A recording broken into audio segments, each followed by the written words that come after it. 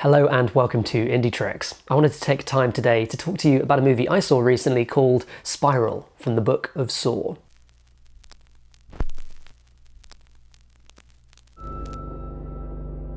Play me.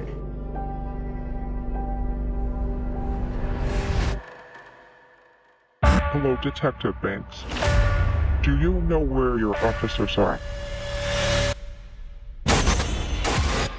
Detective Zeke Banks, Chris Rock, is a maverick working undercover to take down gangs. But when yet another copycat killer, apparently inspired by the Jigsaw murders, starts to target Zeke and his colleagues in the pretty corrupt police department, Zeke must take on a new rookie partner to investigate the murders and catch the killer before it's too late. I remember loving the original Saw movie like any proper 14-year-old and being slowly more and more disappointed with its sequels. In fact, I didn't really realise how many sequels there were. When I was watching this, I was thinking, yeah, I've seen most of these movies, right? I've seen Saw 1 to 4, but no, I think that's like half of the movies, which seems like a wild amount of films to spin off from a pretty limited central concept. Now, the first Saw movie, if you remember it, has two kind of key creatives behind it, one of which is Lee Wannell, God, I hope I'm pronouncing that right, who's more well known for stuff like Upgrade now. And of course the other is James Wan, who's a multi-million-dollar horror kind of brand and a broader filmmaker in his own right. That first Saw movie still feels quite tight, I think. It's very much of its time in terms of how it looks and how it's paced, but it is a very tight idea, which is essentially this kind of bottle story, these two people trapped in a room with these increasingly nasty kind of things they have to cope with, and then on the other side of it, a kind of police thriller where these guys are trying to work out where these dudes are and kind of save them before whatever happens to them happens. And that whole structure is really a way for a pretty fundamentally cheap movie to punch above its weight, and it worked. It kickstarted this massive franchise. Unfortunately, the rest of the films in the franchise really focused in on that kind of torture porn element of the film, which meant that they had these increasingly inward-facing kind of conversations about the story. And so every film became 5 or so people are stuck in a series of really Byzantine, odd kind of traps that don't really seem to have any reflection of the characters or the actual work that would be involved in them, and instead of just about delivering thrills to an audience that doesn't really care about these kind of central, pretty nasty characters. And of course there had to be a twist ending with a kind of convoluted, oh, it was like this all along kind of montage that increasingly made very little sense and felt disconnected from the story. And on top of that, you know, every killer had to either be Jigsaw, who died like 2 movies in, or a copycat killer. And I think if you count Spiral's killer, then this is like the 5th Jigsaw killer, the kind of copycat version of Jigsaw, which means this guy has this irrepressibly seductive political philosophy, apparently, that everyone just wants to get behind. So those movies made less and less sense, and I think they got to a point where there was kind of decadence, you know, you knew exactly what you were going to get. It was like Baroque music when it fell apart, when there were only so many progressions you could make from different chords. And Spiral is sort of a soft reboot. It's an attempt to think more creatively about the Saw franchise, and you can see that positioning in the title, which doesn't have Saw or Jigsaw or anything in the title. It's Spiral from the Book of Saw, which is a slightly grand and maybe cinematic universe-y way of saying, hey, we're doing a soft reboot for the Saw movies. So when I say it's a soft reboot, I mean you have a new central protagonist, Chris Rock, and you also have a different focus for the movie.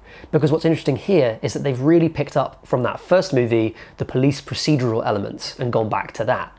So instead of following the people who are kind of within the traps in this, you're largely following Chris Rock's character trying to investigate a series of killings. So instead of being stuck in this kind of blue-tinged warehouse full of these kind of clockwork traps, which really make no sense about how much work would have been put into them, it's really a full-time job, I think, being a Jigsaw killer, you instead get a couple of those traps, don't get me wrong, and they're still kind of dumb in how they're built, but you also have like an actual world where there are characters kind of talking to each other, and there are locations where normal people are going about their everyday lives, which gives a bit more of a contrast, a bit more of a pace to the film. The opening of the film pretty handily kind of puts that to the audience as a proposition for how this movie is going to go, because it starts off with a cop chasing someone into the sewers and then getting caught up in a kind of Saw trap. So you get this kind of police procedural moment where it's someone going after someone who's I think stolen a purse or something like that at the start of the movie, and then you get this very like Saw type filmmaking, which is like over edited, has speed ramps and that blue tinged bleach bypass look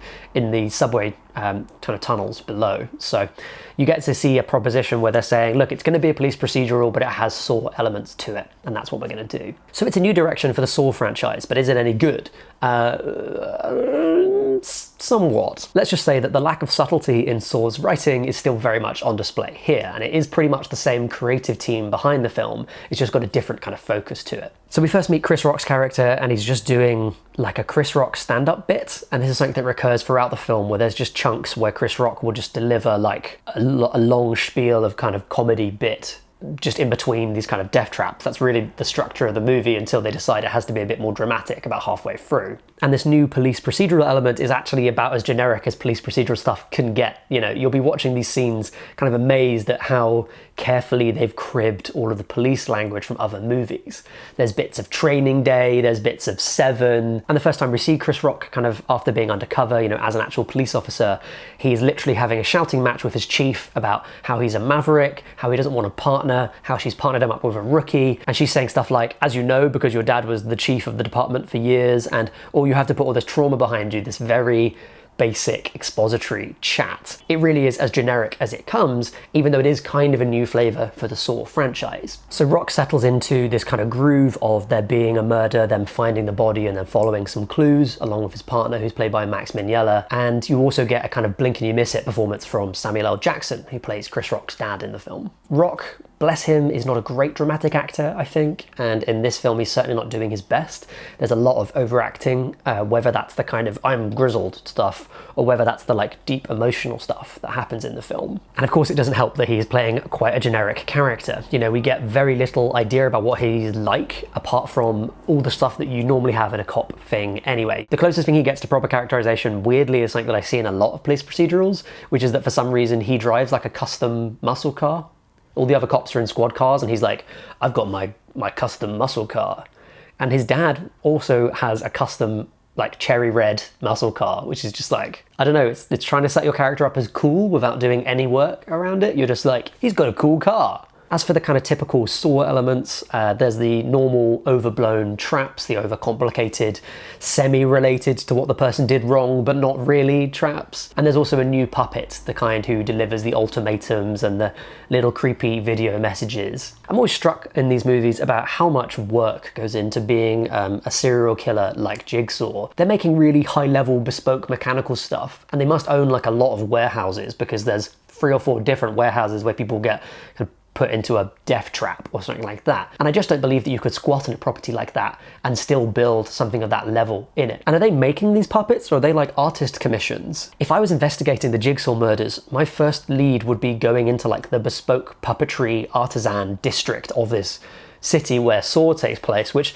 must have a district of that kind because of the amount of puppetry work that's going in. Has anyone been commissioned to make like a demonic pig puppet? Because we need to know if you have. Please tell the police if you get any new puppetry commissions. And there really isn't much more to say about Spiral from the Book of Saw that isn't a spoiler, but I'll leave that to you because that's such an inherent part of the Saw franchise, you know, the weird twists that come along the way. I think the biggest thing in Spiral's favour is the fact that it really does try to rethink the Saw franchise a bit. It tries to step outside of this, a couple of people get stuck in a room and have to hurt each other in increasingly weird ways thing that the franchise really got stuck on. You know, that's a cool story and you can certainly do some stuff with it, but can you do 8 movies with it without repeating yourself? No, not really.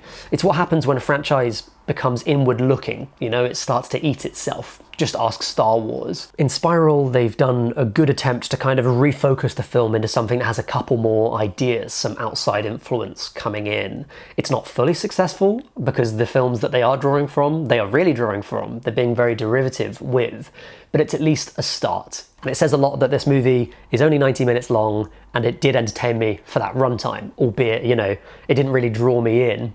It knows what it is, it's this schlocky police procedural that has these significant horror elements to it, and it just about manages to make that work. It certainly zips along and fills its runtime. If I was a teacher and this was homework that had been given to me, I would say, some improvement, needs more work, see me after class. That's it from me, but as ever, I'd love to hear your thoughts on this film in the comments below, so let's have a chat. How do you feel about the Saw franchise? Do you think this is moving away from all that stuff that you like, these weird death traps that Jigsaw and, you know, the rest of the copycats are able to do? Love to hear your thoughts, so let's have a chat. Have a good one, and bye for now.